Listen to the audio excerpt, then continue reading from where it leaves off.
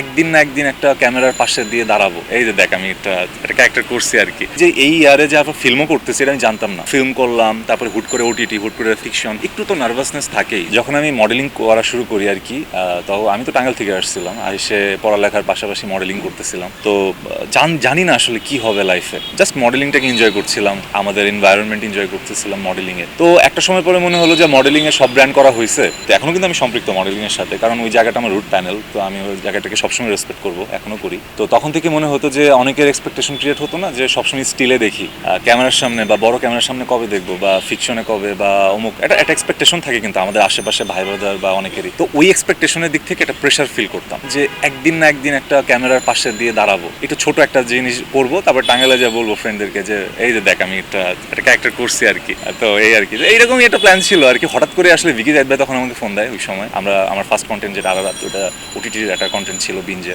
তারপরে আস্তে আস্তে শুরু, এমনকি আমি যে এই ইয়ারে যে আবার ফিল্মও করতেছি এটা আমি জানতাম না। এটা আনএক্সপেক্টেড, গড গিফটেড, বা আমার অটোমেটিক হয়েছে আসলে, এটা হঠাৎ করেই আসলে। তো এই জিনিসগুলো না আমার জন্য একটু চ্যালেঞ্জিংই বটে, কারণ ফিল্ম করলাম, তারপরে হুট করে ওটিটি, হুট করে ফিকশন, হুট করে ফিল্ম। সো বাট এনজয় করার ট্রাই করছি। একটু তো নার্ভাসনেস থাকেই যখন আপনি ফিল্ড একটার পর একটা শার্ট চেঞ্জ করবেন।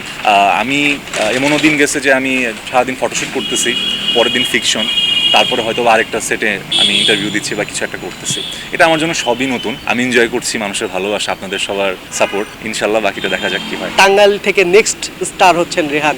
ভালো একটা কন্টেন্ট আসলো, কাজ আসলো, ভালো একটা ইউনিট আছে আমার কাছে, ভালো একটা সেট আপ আছে, আমার ডিরেক্টর, আমার সার্কেল সবাই বেশি ফ্রেন্ডলি। চলুন ভালো একটা কিছু করি মানুষের জন্য, সবাই যেন পছন্দ করে, এটাই আসলে সিম্পল চাওয়া আমার।